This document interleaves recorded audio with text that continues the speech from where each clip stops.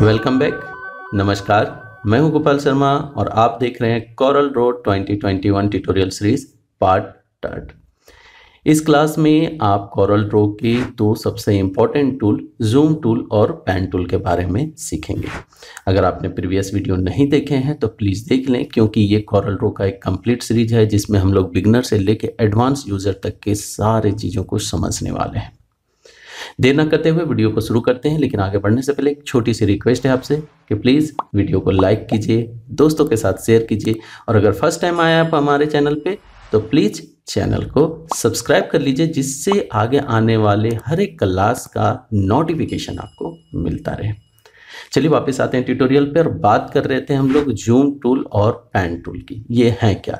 तो ये दोनों आपको सहायता प्रदान करते हैं। जो कुछ भी आप बनाएंगे, इसमें जो कंटेंट आप तैयार करने वाले हैं, उनको हर एक एंगल से देखने के लिए, चाहे वो जूम इन हो चाहे जूम आउट हो। क्या है चलिए समझाता हूँ। अब हमें जूम इन जूम आउट करना है तो पेज में कुछ होना तो चाहिए। तो होने के लिए अभी हम लोग यहाँ पे एक रेक्टेंगल टूल ले लेते हैं और बस एक रेक्टेंगल ऐसा हमने बना लिया और इस पे एक कलर भी हमने फिल कर दिया। ज़्यादा जोर ना डालें, आगे चल के हम लोग शेप टूल के अंदर इन सारे टूल्स के बारे में डिटेल से पढ़ने वाले हैं। बस अभी हैंड टूल और जूम टूल को सपोर्ट देने के लिए हमने अपने पेज पे एक ऑब्जेक्ट तैयार कर लिया है। अब हम यहाँ से जूम टूल लेंगे।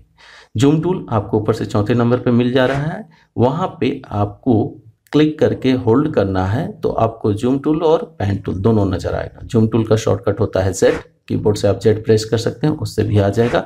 और पेन टूल या हैंड टूल का शॉर्टकट होता है H। तो हम लेते हैं जूम टूल। जूम टूल लेते ही प्रॉपर्टी बार बदल जाएगा और यहाँ पे आपको नजर आने लगेंगे जूम टूल के जितने भी दूसरे जो टूल्स हैं, यानी हेल्पिंग टूल्स जो होते हैं वो। सबसे पहले यहाँ पे नजर आता है जूम लेबल। इस पे आप क्लिक करके अपने जूम लेबल को डायरेक्टली कंट्रोल कर सकते हैं। जैसे यहाँ पे दिया हुआ है 2 फीट, पेज में आपने जो कुछ बना रखा है वो एकदम फिट हो जाएगा। इसके अलावा टू सिलेक्टेड, अगर कुछ आपने बना रखा है और उसे सिलेक्ट किया है तो उतने दूर तक ये दिखने लगेगा।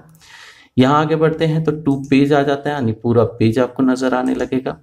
फिर आगे बढ़ते हैं तो 2 विड्थ। 2 विड्थ का मतलब है पेज पूरी तरह से चौड़ाई में आपको नजर आएगा। चाहे आपने जितना भी बना रखा हो चौड़ा पेज, वो पूरा स्क्रीन पे समा जाएगा। इसके बाद आ जाता है 2 हाइट। पेज का जो हाइट है वो पूरा नज़र आने लगेगा। और नीचे आपको तरह तरह के परसेंटेज मिल जाते हैं, जिनमें 10%, 20%, 25% वगैरह इस तरह से दिए हुए हैं। ये तो हो गया आपका ड्रॉपर, जिससे आप जूम ले सकते हैं। उसके बगल में आपको प्लस और माइनस के 2 ऑप्शन नज़र आते हैं। प्लस का मतलब है जूम इन और माइनस का मतलब है जूम आउट। जूम इन का मतलब होता है चीज़ों को बड़ा करके देखना और जूम आउट का मतलब होता है चीज़ों को छोटा करके देखना। अब दोनों ही टूलों की आवश्यकता हमेशा पड़ती रहती है। मान लीजिए आप एक छोटा सा कोई ग्राफिक बना रहे हैं, जैसे विजिटिंग कार्ड वगैरह बना रहे हैं या एक छोटा सा लोगो बना रहे हैं, तो उस स्थिति में उसे बड़ा करके देखने की आवश्यकता होती है, तो वहाँ पे आपका जूम इन काम करेगा।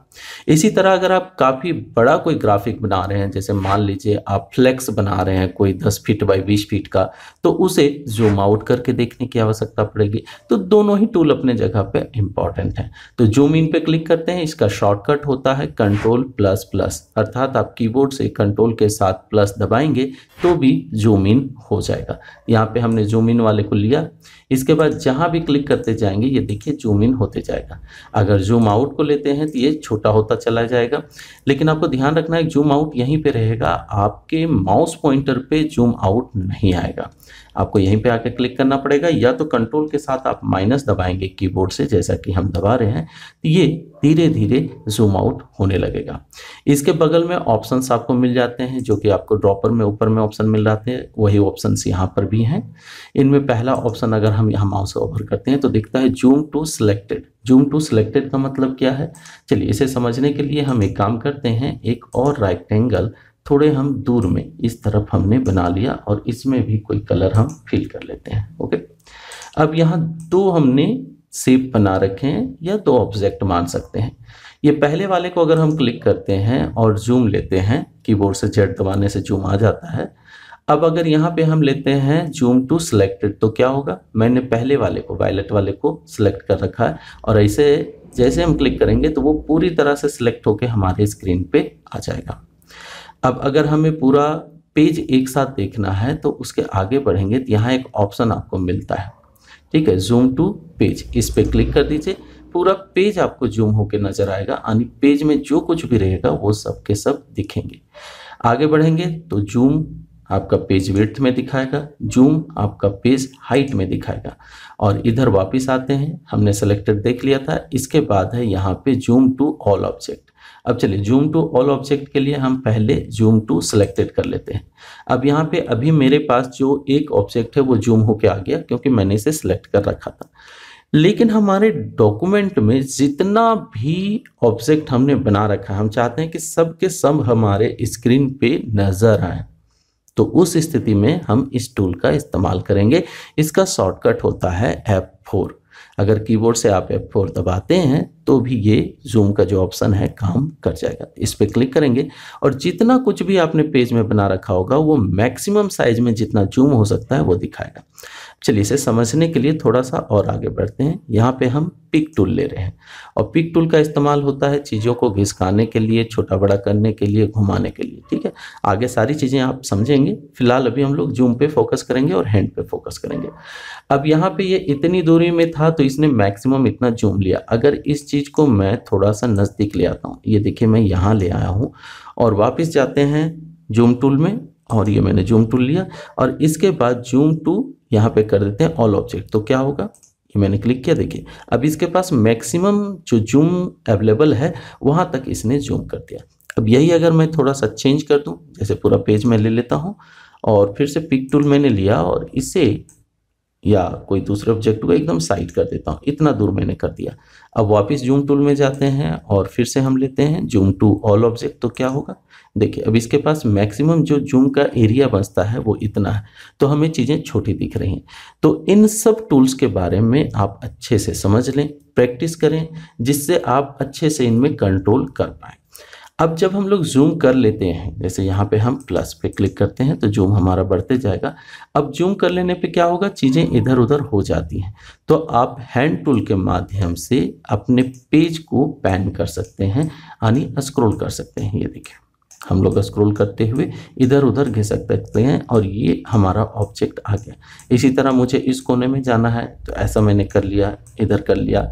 इसके अलावा आप हैंड टूल अगर इस्तेमाल नहीं करना चाहते हैं तो आप स्क्रॉल बार का भी इस्तेमाल कर सकते हैं। नीचे आपको हॉरिजॉन्टल स्क्रॉल बार मिल जाएगा यहाँ पे और ऊपर में इस साइड में आपको वर्टिकल स्क्रॉल बार मिल जाएगा। और इन दोनों को अगर आप एक साथ कंट्रोल करना चाहते हैं तो उसके लिए भी आपके पास सहूलियत है और वो है यहाँ पे आपका जूम नेविगेटर। इस पे आप क्लिक करेंगे, माउस को होल्ड करेंगे तो आपको आपके पेज का पूरा यहाँ पे व्यू नज़र आएगा।